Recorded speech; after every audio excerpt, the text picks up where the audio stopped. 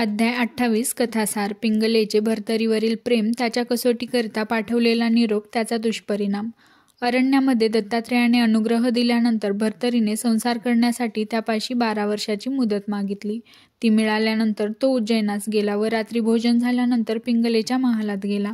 महालात जाताच पिंगलेने त्याला सुवर्णाच्या मंचकावर पुष्पशय्येवर बसवून त्याची पूजा केली व राजावरील आपले प्रेम व्यक्त केले. ती उभयता अगदी जवळ बसून विनोदाची भाषणं करू लागली. मग राजाने तिला आपल्या डाव्या मांडीवर बसवून तिचे मुके घेतले व सर्वांमध्ये तू माझी आवडती आहेस, आपल्या दोघांच्या कुडी दोन पण एकच प्राण आहे, अशा भावार्थाची व विनोदाची पुष्कळ भाषणे झाली. नंतर पिंगलेने राजास तांबूल दिला आणि म्हटले, महाराज, ब्रह्मदेवाने आपला जोडा निर्माण केला, त्याप्रमाणे योगही घडून आला. आपली एकमेकावरची प्रीती म्हटली तर जसे मीठ पाण्यात मिसळून एकत्र होते, त्याप्रमाणे आपले दोघांचे मन एक होऊन गेले आहे. परंतु निर्दय कृतांत किंवा दाढ घालील ही भीती आहे. तुमच्या पूर्वी मी मरावे हा मार्ग उचित होय व ईश्वर कृपेने जर असा योग घडून आला तर मी मोठी भाग्यवान ठरेल. असे पिंगला राणी बोलत असता भर्तरी तिला म्हणाला, प्रिये, या गोष्टी ईश्वराधीन आहेत, आपल्या हातात काही एक नाही. त्याचा संकेत काय आहे हे आपणास कसे समजणार? माझ्या पूर्वी तू मरण इच्छित आहेस ही गोष्ट काही वावगी नाही, परंतु सूर्यपुत्र यम अगदी निर्दय आहे, याच्यामध्ये विचाराचा लेश सुद्धा नाही. तेव्हा न जाणो जर तुझ्या अगोदर मी मरण पावलो तर पुढे तू आपले दिवस कसे काढशील? तेव्हा पिंगला म्हणाली, ब्रह्मदेवाने कपाळी काय लिहिले आहे हे कळत नाही, पण जर तुम्ही असे म्हणता तर अशी गोष्ट घडून आली तर मी माझा जीव सोडणार. अग्नीत देहाची आहुती तुमच्या समागमे देईन. पिंगला राणीचे हे भाषण ऐकून भर्तरी म्हणाला, मी जिवंत आहे तोपर्यंत तुझे हे बोलणे ठीक आहे, परंतु स्वतःच्या जीवासारखी प्रिय वस्तू दुसरी कोणतीच नाही, म्हणून जीवाचा घात कोणाच्यानं करवत नाही. मला खुश करण्यासाठी तुझे हे सारे बोलणे, पण प्रसंग पडल्यानंतर हे बोलणे असेच राहून जाईन. राजाच्या या भाषणावर पिंगलेने उत्तर दिले की मी मनपूर्वक बोलले तरी तुम्ही ते खरे मानित नाही, परंतु इतकी पक्की खात्री असू द्या की वैधव्याचा डाग मी माझ्या देहास कदापि लागू देणार नाही. कशावरून म्हणाल तर काया, वाचा, मन ही मी तुम्हाला अर्पण केले आहेत, यास साक्ष ईश्वर आहेत. तो ईश्वर सत्यवादी असल्याचे हे सर्व जग सांगते, म्हणून मी विधवा राहणार नाही हे खचित.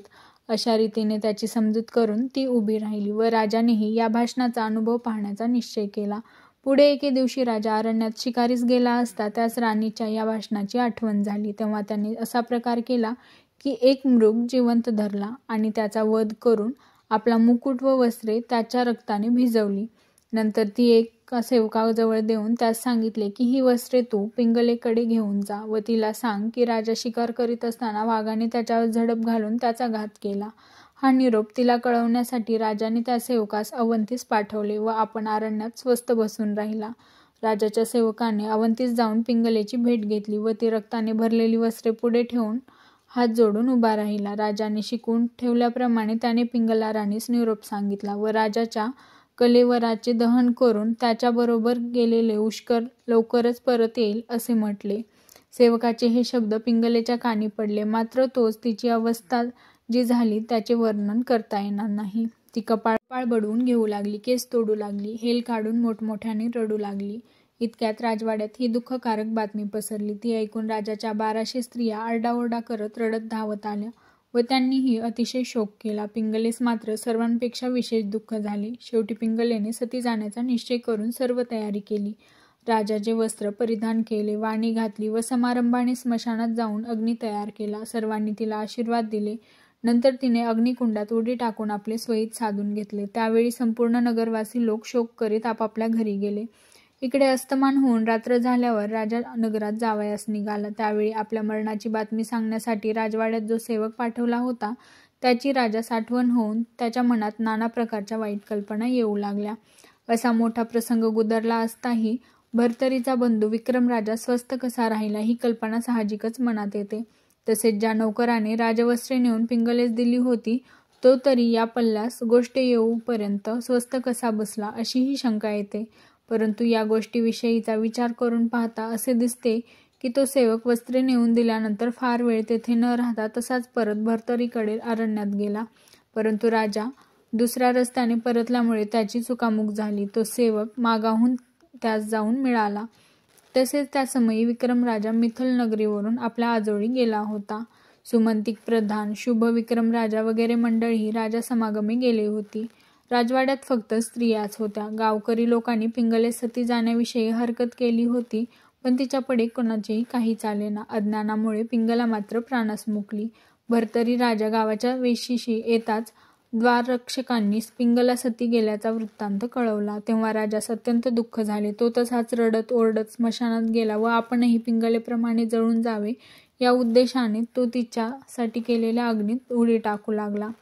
पण बरोबरच्या लोकांनी त्यास धरून ठेवल्यामुळे राजाचा इलाज चालला नाही. पिंगलेची ही अवस्था झाल्याने राजास अतिशय दुःख झाले. तो तिचे एक एक गुण आठवून रडत होता. पिंगला सती गेली म्हणून भर्तरी स्मशानात शोक करीत आहे ही बातमी ऐकून गावचे लोक धावत धावत स्मशानात गेले. तेही राजाबरोबर मोठमोठ्याने रडू लागले, परंतु त्याचे ते रडणे वरवर दाखवल्यापुरतेच होते. राजा शोकसागरात पडला असता लोक त्याची समजूत करू लागले की राजन, अशाश्वताचा शोक करून काय उपयोग, ईश्वरावर भरोसा ठेवून स्वस्थ असावे अशा रीतीचा लोकांनी राजास पुष्कळ बोध केला. परंतु राजाचे तिकडे लक्ष जाईना. शेवटी लोक आपापल्या घरी गेले. राजा मात्र स्मशानात पिंगलेच्या चितेशीच बसून राहिला. राख भरून टाकण्यासाठी दुसऱ्या दिवशी लोक स्मशानात गेले, परंतु भर्तरी चितेस हात लावू देईना व आपणही तेथून उठेना. या पल्ल्यास गोष्ट आल्यानंतर लोक निघून गेले. भर्तरी मात्र अन्नपाण्या वाचून तसेच तेथे रात्रंदिवस बसून राहिला. याप्रमाणे अवंतीमध्ये घडलेला प्रकार दूतांनी मिथिलेस जाऊन विक्रम राजास सांगितला. तो ऐकून सत्यवर्मा, शुभविक्रम, सुमंतिक प्रधान आदी करून सर्व मंडळीच अत्यंत दुःख झाले. ते सर्व ताबडतोब उज्जैनीस आले व स्मशानामध्ये जाऊन पाहतात तो त्यांना पिंगलेचे दुःख करीत भर्तरी रडत बसलेला दिसला. तेव्हा विक्रम राजा भर्तरीची समजूत करू लागला, परंतु त्याला वेड लागल्यासारखे झाले. तो पिंगला पिंगला असे म्हणून रडत होता. त्यास बोध करता करता 10 दिवस गेल्यावर विक्रमाने पिंगलेची उत्तरक्रिया केली. नंतर तो राज्यकारभार पाहू लागला. विक्रम राजा त्यास नित्य जाऊन बोध करीत असे. याप्रमाणे 12 वर्षे झाली, पण बोध केल्याने काही फायदा झाला नाही. पिंगलेच्या दुःखाने भर्तरीने अन्न सोडले होते व तो फक्त झाडांची पाने खाऊन व उदक प्राशन करून राहिला होता.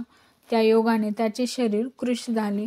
भर्तरीची अवस्था पाहून सूर्यास त्याची दया आली. नंतर तो दत्तात्रयाकडे गेला. दत्तात्रयाने त्यास येण्याचे कारण विचारले असता सूर्य म्हणाला, आपणास सर्व ठाऊक आहे. मीच सांगितले पाहिजे असे नाही, परंतु सुचवायचे इतकेच की भर्तरीवर आपली कृपा असू द्या म्हणजे झाले. मग सूर्याने दत्तात्रयांकडे धीर देऊन भर्तरीबद्दल काळजी न वाहता स्वस्थ मनाने जावयास सांगितले व मच्छिंद्रनाथाचा शिष्य गोरक्षनाथ यास मी भर्तरीकडे पाठवून त्यास बोध करून ताळ्यावर आणतो अशा रीतीने सूर्याची समजूत घालून त्याची रवानगी केली. ओम चैतन्य गोरक्षनाथाय नमः.